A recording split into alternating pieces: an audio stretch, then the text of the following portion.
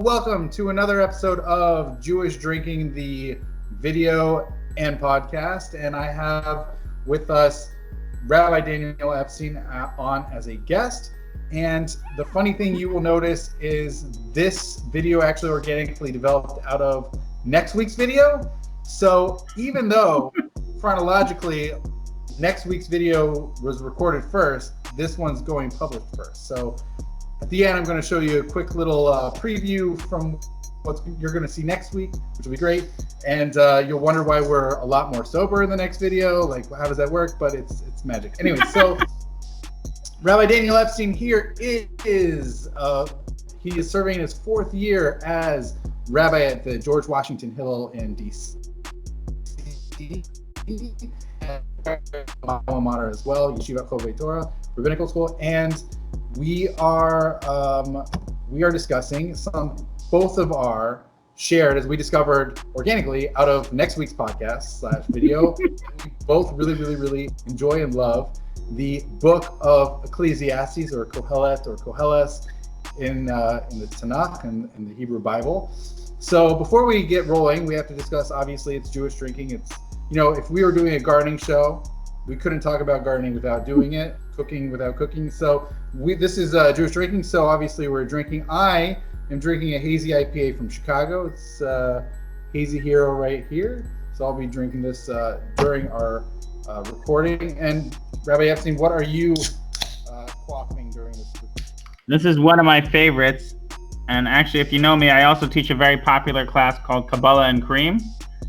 And that's all you can eat ice cream and Kabbalah. So I'm into kind of the sweets and kind of the sweeter things in life. This is a chocolate stout, which is actually delicious, with even a little chocolate syrup on ice. But I think my kids drank all my chocolate syrup, so l'chaim. It's really delicious. All right. So the reason I wanted to do this video this time of year is because traditionally, during the Shabbat of Sukkot, which we are currently in as of the publishing of this video, even though the recording of this video is the day after Yom Kippur. So I want to discuss Ecclesiastes, Koheles, and I'll tell you, I don't know about you, Rabbi Epstein, but Koheles was my first love. When I read it in college, I was instantly struck and taken in by the book and its message about living life and enjoying it. Even though my views on it have changed over the years, I've actually been more enthralled and more in love with it. And then I love to talk about the book. I mean, it sounds like we could talk about this forever. But when I created JewishDrinking.com, I'm like, oh, we can totally speak about this. And for me, my big thing used to be sleep. And sleep happens in this book, but it's really incidental to the story, to the message. However, drinking actually is not a sideline participant. It's actually deep in the thick of things here when it comes to what's the message of the book and really what it's driving towards. So, and Rabbi Epstein, what about you? What's your interest? So a little bit similar to your story, I kind of stumbled upon Kohelet at random. Was never taught it in school. Never really knew it. Kind of knew these kind of later books, like I mentioned in the future. There's the Tanakh, which is acronym for Torah, Nevi'im, Ketuvim, or sometimes referred to as the Hebrew Bible. The back of the book, the writings section, not so well known. And kind of after reading it and understanding it and kind of going over in it, I was amazed. Never read anything like it in my life. Shocked that it was in the Tanakh. And if you know, in the Talmud, in the Gemara, they think about banning it for a number of reasons. And even sometimes just for fun. I guess I have a different definition of fun than most people.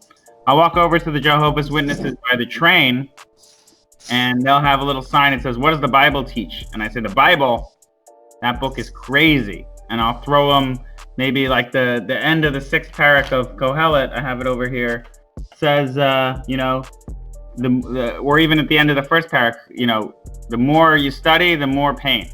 He who increases wisdom increases pain. Or, what point is there in knowledge if the man and beast both die the same and the fool and the wise man both die? And it's really, really a crazy, crazy book. Another thing I noticed actually about the book is that there's no real prophecy in the book. There's no mention of really Israel, of the Torah, of mitzvos, of commandments, any rules of any sort. And it's really actually universal. So I would argue that you could learn Ecclesiastes, you could learn Kohelet with anyone in the world at any time, in any place. Yeah.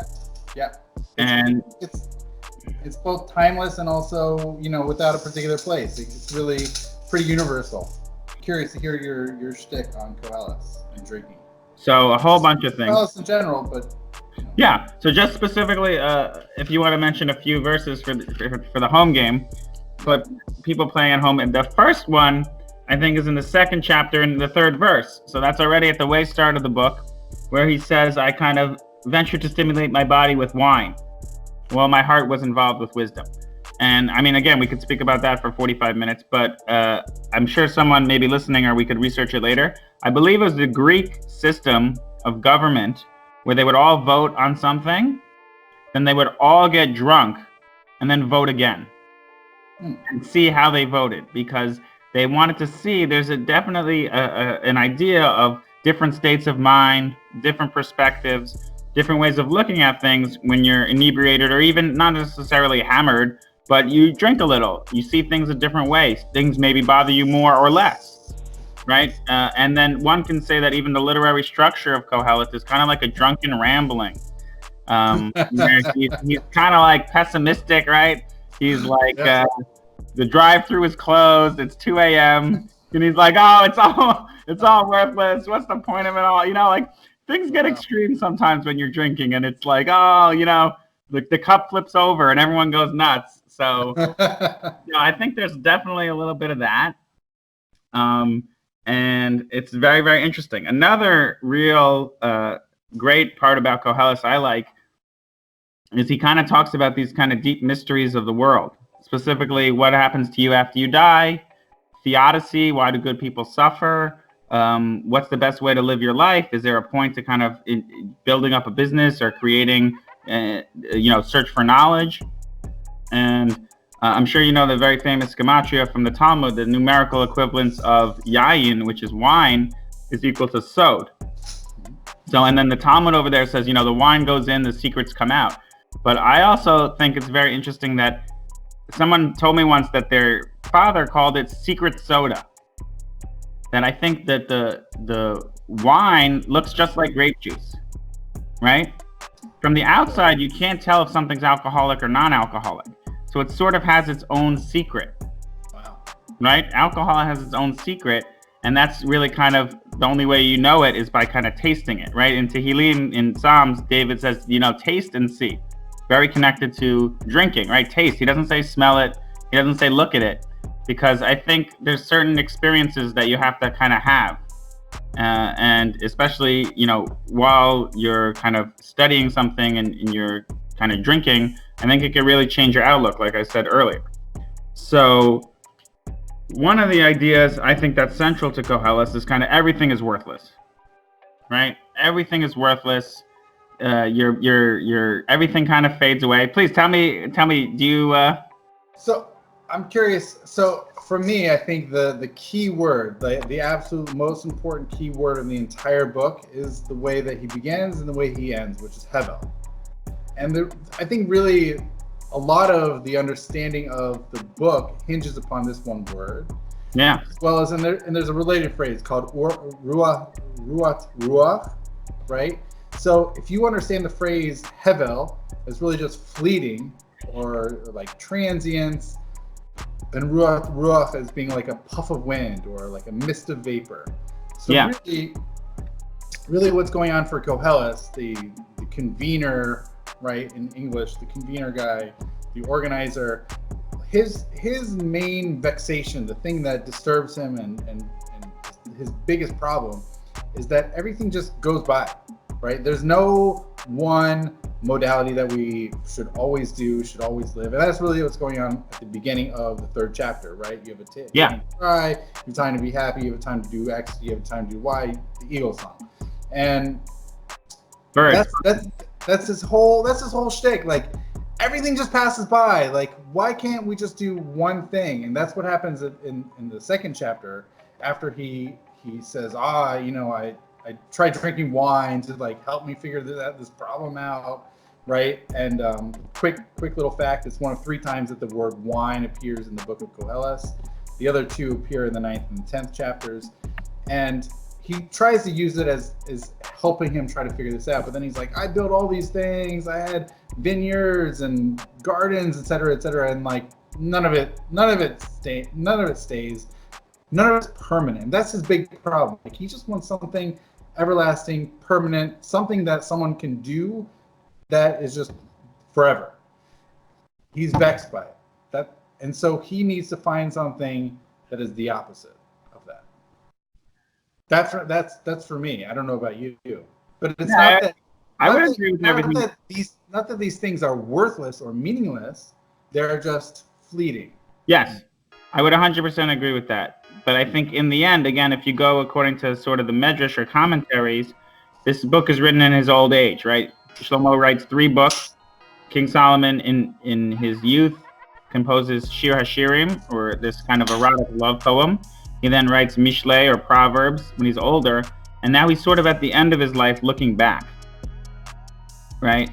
And you could. Even not... I get the midrash because, as you said, it's like a rambling, drunken, just like... Yeah. Let's forget for a second the academic analysis, but not in a bad way, in a good way. Let's assume there's a literary mask, right? We don't know who wrote this. Maybe it's Persian and Greek, philosophy melded. Maybe. I actually don't know. I'm not a scholar. But let's for a second assume with a literary mask, not for the actual academic content, but for the sake of the author, right? The author, quote unquote, is King Solomon of the Bible, right? I don't know if that's accurate or not, but if we take that as a starting point and see what are the lessons of the book, I think that's much more fruitful, which is actually a trend in general academic, Tanakh study, which is more the literary approach of what is the message of the book as opposed to who wrote it, which verse is J and P, and I don't know, that stuff seems very dry, literally, right? Yeah. So I think he kind of has these universal experiences that everyone goes through, but there are a few beautiful moments, right?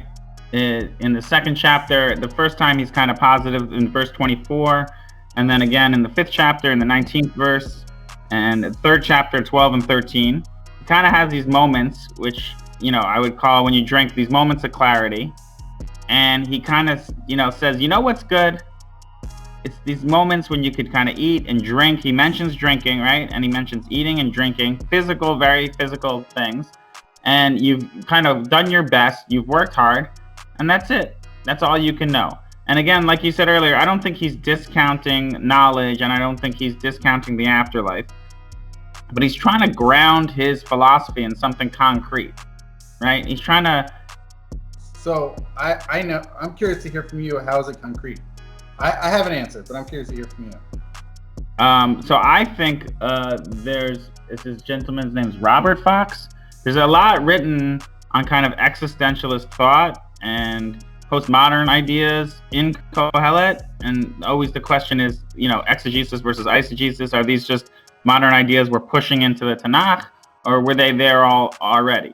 But I think, again, without the fancy philosophy words, I think he realizes that there's a lot of questions in life and a lot of uncertainty, like you said, right? Hevel, especially on Sukkot, connected to the holiday of this temporary structure, right? And things are temporary, and the Arba Minim are going to die, and things are going to, and time is just going to keep moving, right? Time is a major character in this book.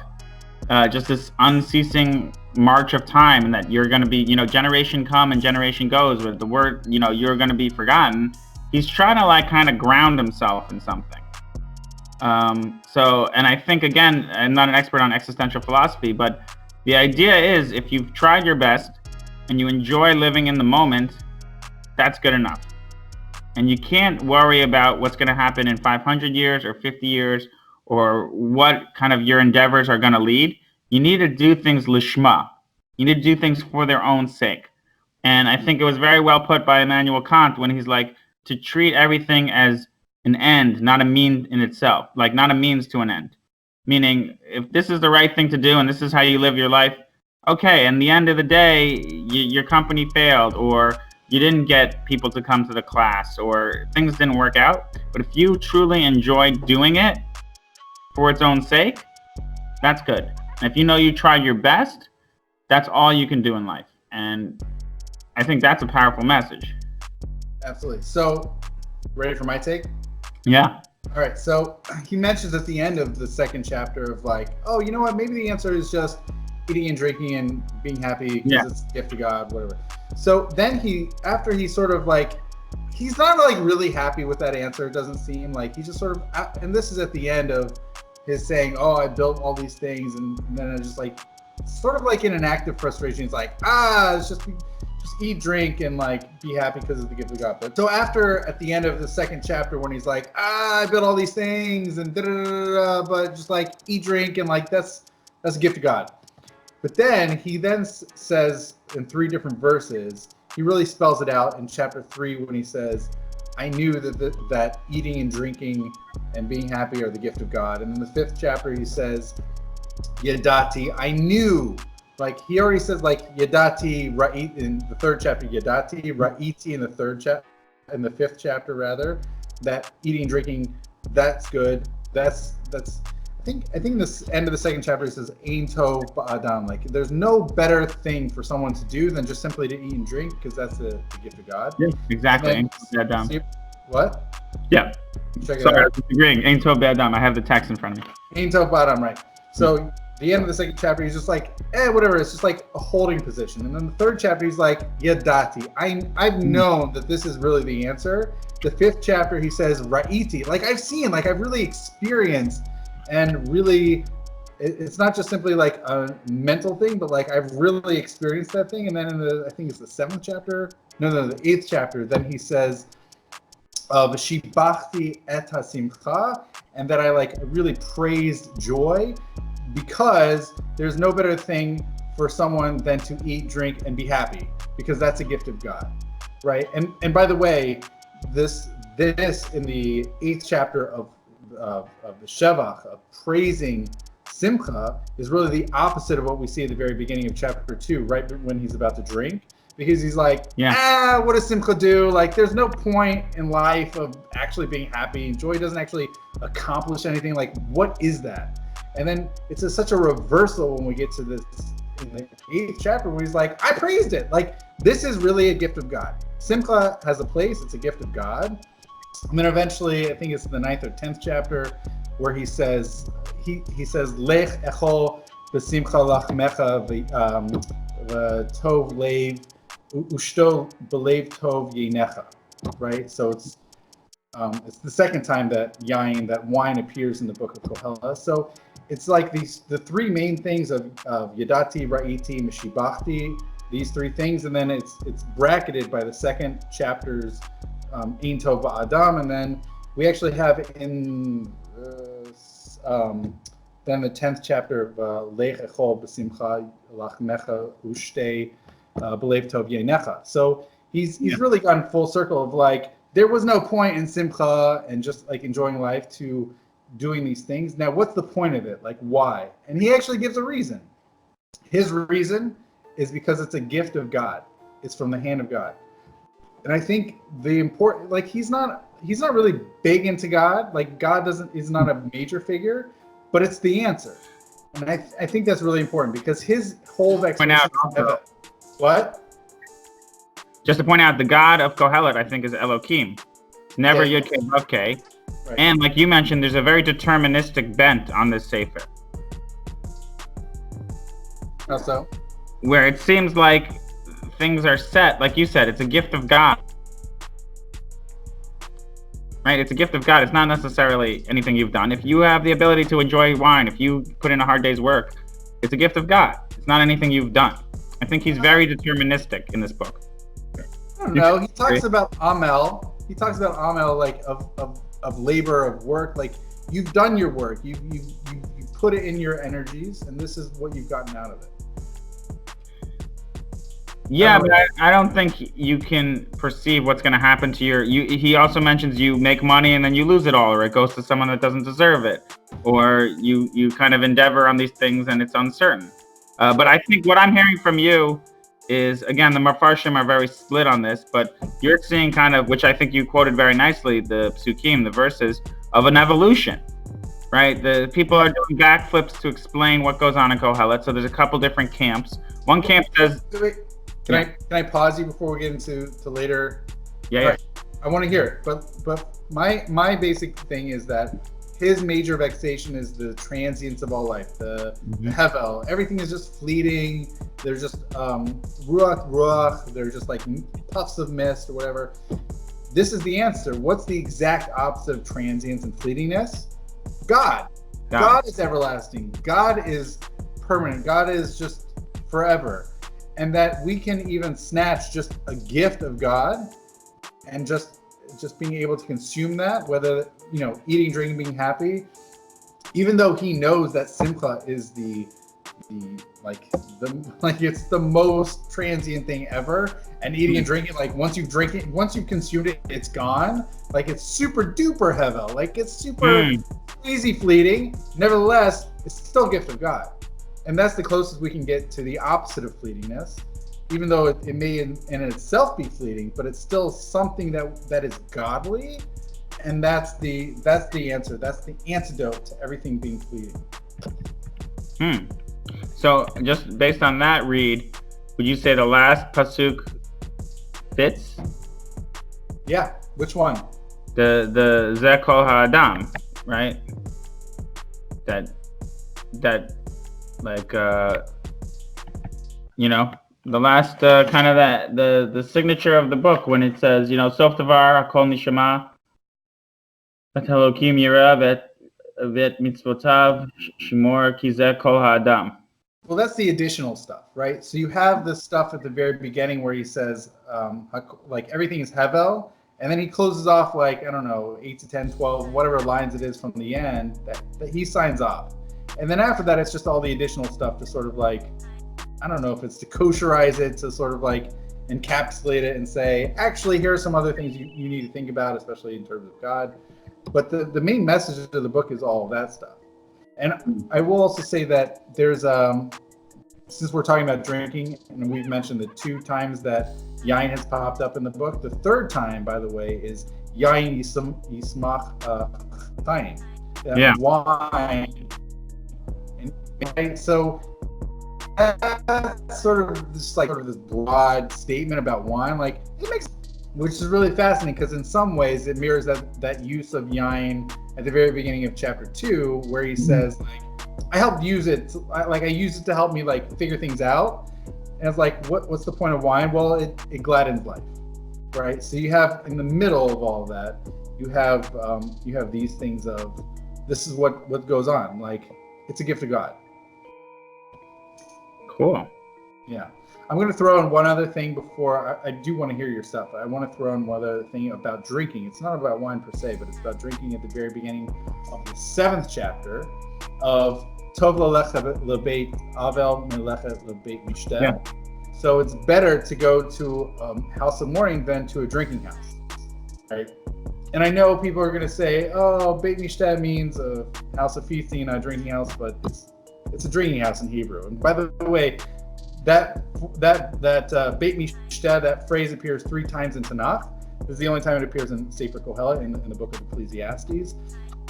And I really think that there's a reason that Mishtel, drinking, is part of that phrase. I don't think it's incidental or accidental. I think like that is the main activity taking place there, is really drinking.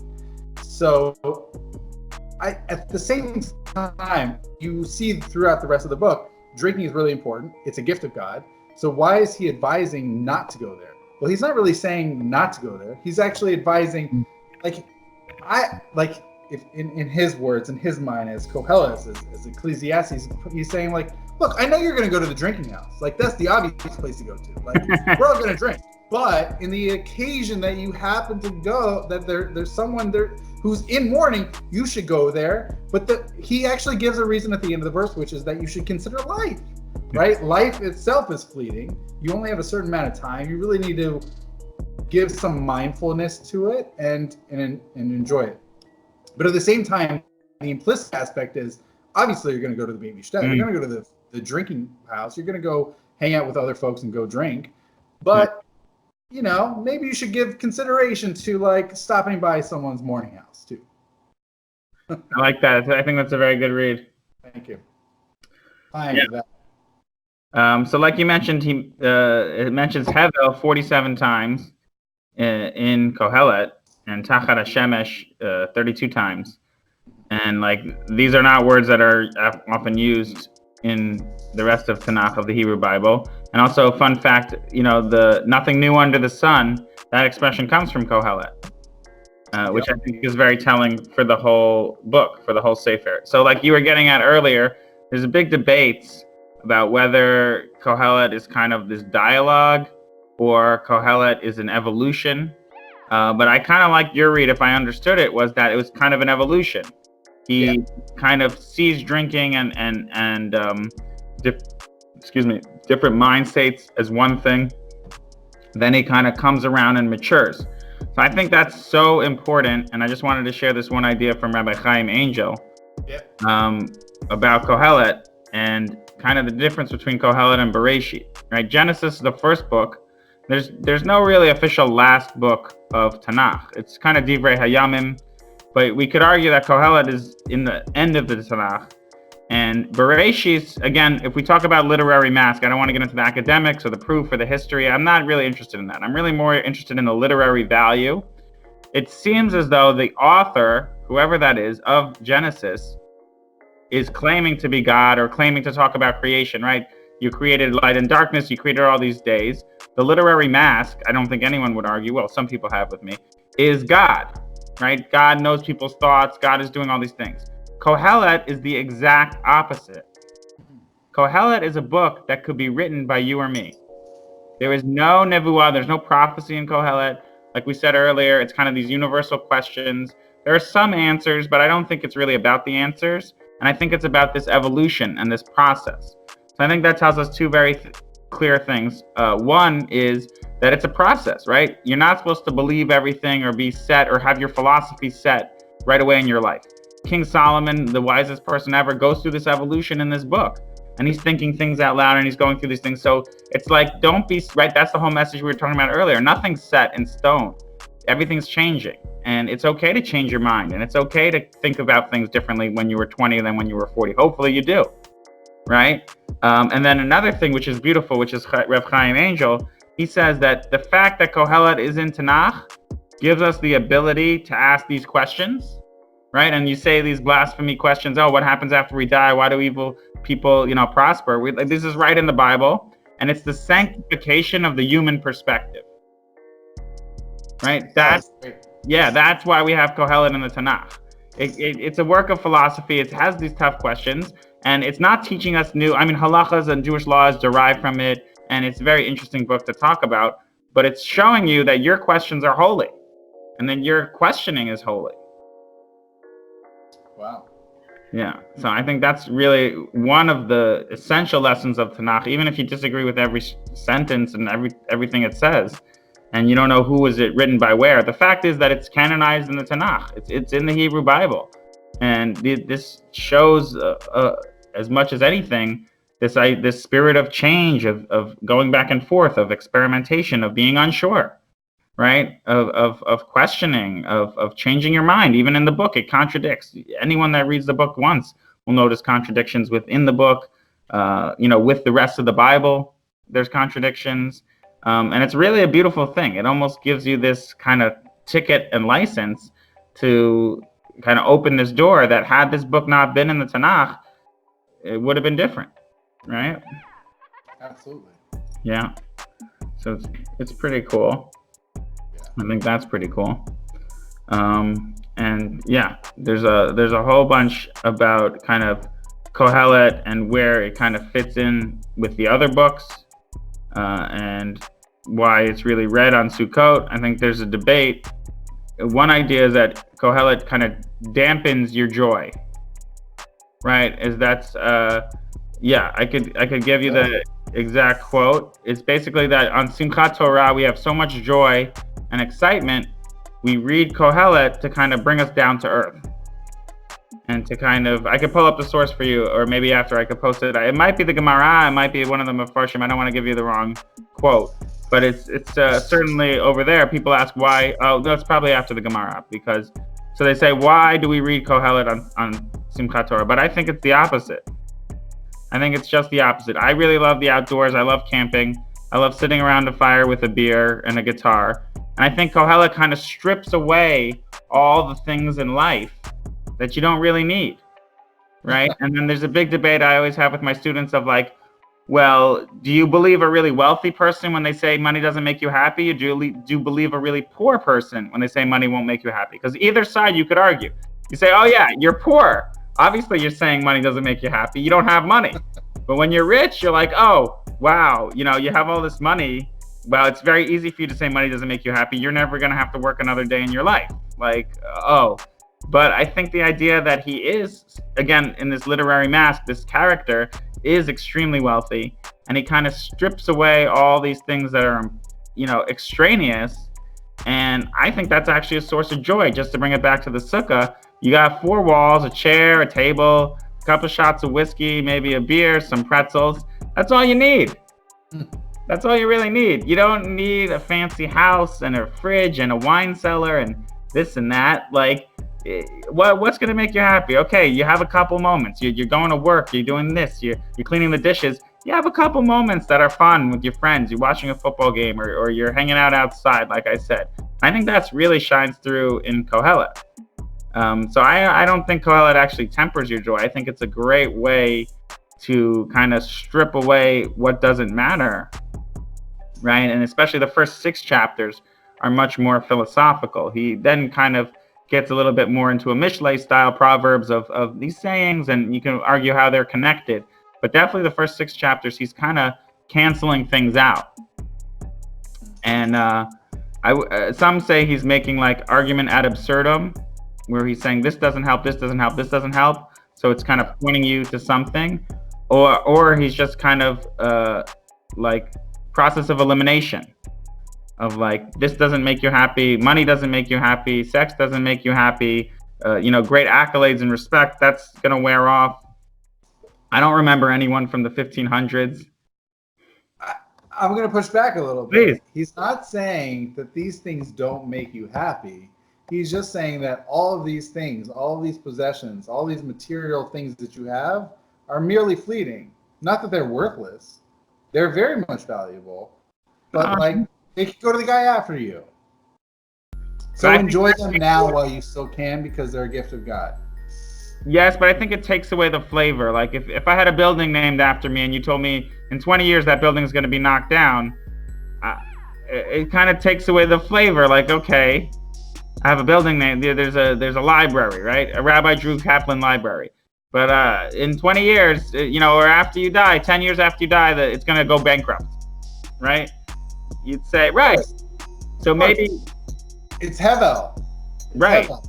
But enjoying, I think that's the great irony of the book. Yeah, I think we're agreeing. I think that the irony of the book is that the absolute most fleeting things ever, eating, drinking, being happy, like the things that you would least expect to still be enduring, are the ones that are the gift of God, right?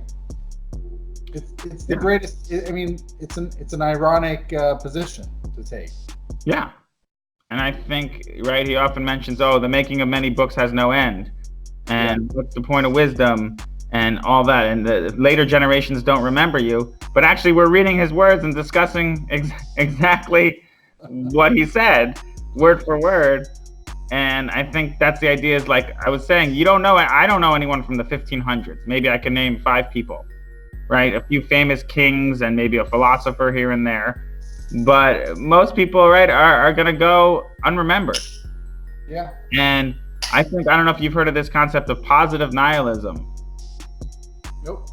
So it's kind of this idea that nothing matters, no one's gonna remember you, we're all gonna die. That's great. Yeah. Like you kind of tripped on the floor and fell over. Who cares? Everyone's gonna die. And kind of all these things that we take so seriously, including the self and the ego, it's kind of freeing to know that like it doesn't really matter. Like you said, I would temper it a little bit. Not that nothing matters, but it's not essential, and it's not permanent.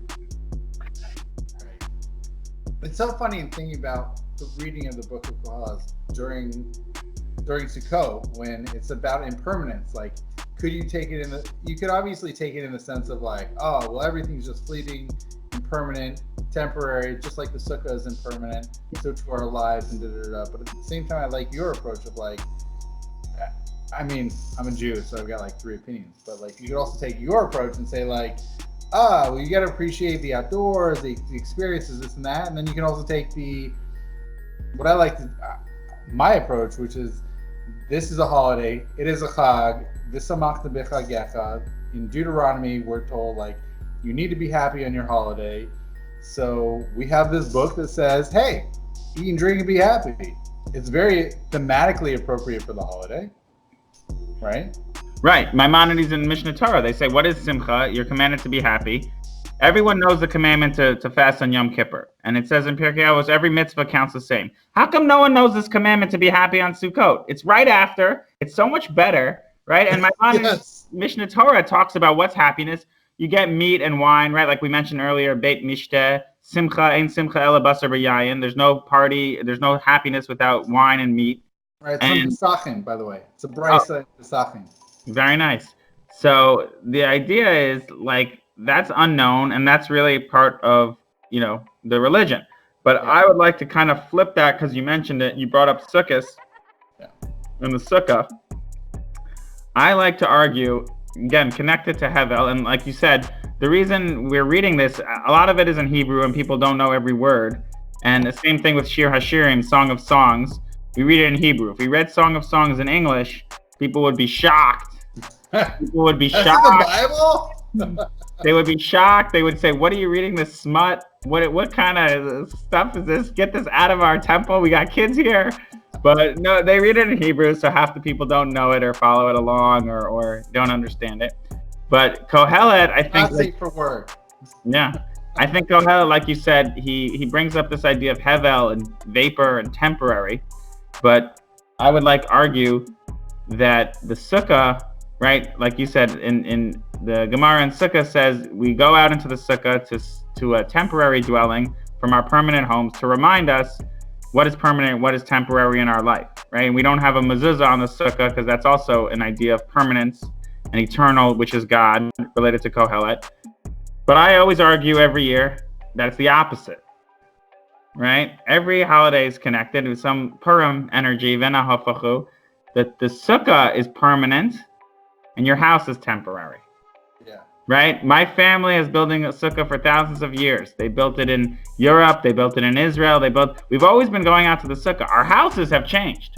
I used to live in Texas.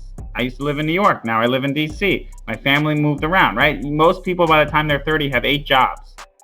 And people move at least 3 times before they're 20 years old. So actually, your house is not so permanent. But what's permanent is every year, Jewish people build a little hut, they take a few tables and chairs, drink a few beers, and they sit out there, right? So actually, I would argue that that's permanent, and a lot of the things in the book, right? The book itself is permanent, Kohelet. Again, that was the whole great irony of it. He said, nothing lasts, no one's going to remember you, but here we are, right, talking on video chat about the book. Right. And kind of this idea of permanence and temporary is also found in this Japanese thought. It's called Mano no Aware, which is this kind of still, sad silence of the temporary, fleeting nature of everything. And a good friend of mine, Rabbi Dr. Daniel Goodman, told me this my first year of rabbinical school, this idea of Mano no Aware, and how it's kind of sad that everything kind of fades away. And then 4 years later, after we got smicha, I met him, I think the summer after, and we were by the Barnes & Noble on the Upper West Side, and we were walking away, and I think I brought it up or something, and he said, yeah, it's a source of happiness. And I was like, what?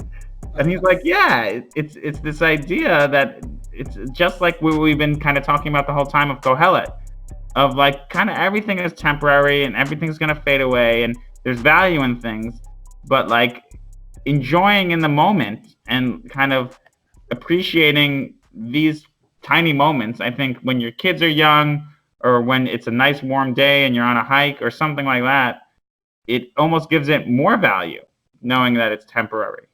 I think it was either this week or next week when we spoke of like, it's kind of not taught enough and it's kind of not right. There's different ways to enter the Torah. For sure, some people say you start with Vayikra or Bereshit kind of makes sense chronologically.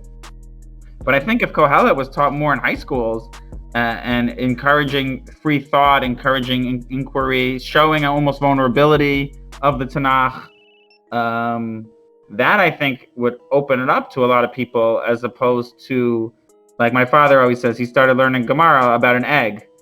For 2 years, they were learning Beitza, right, about an egg on Yontif and this and that. You got this Kohelet right here, right? I'm a Tanakh person, so I always got to push for Tanakh. I'm not against Gemara. I actually love learning Gemara, but I got to push for Tanakh. I mean, I should have got it from the WTF, but I didn't realize you were a Tanakh. Yeah, so I'm pushing for Tanakh. You got this great book that no one's ever read.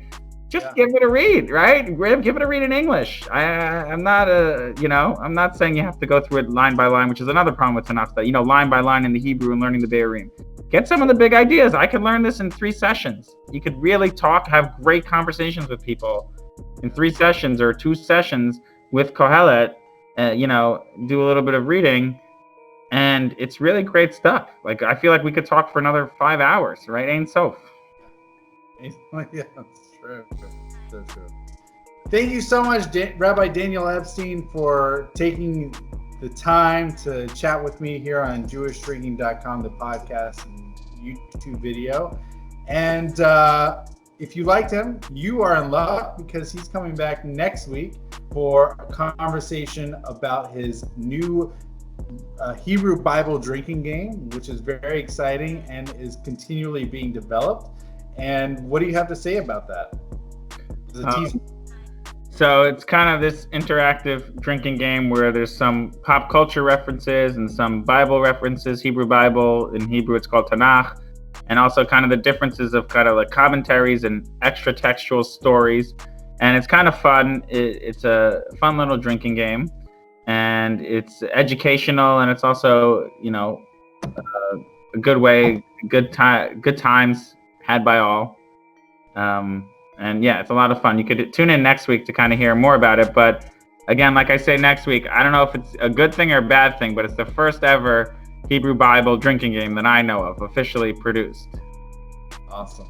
Thank you so much, Rabbi Epstein, and L'chaim. L'chaim.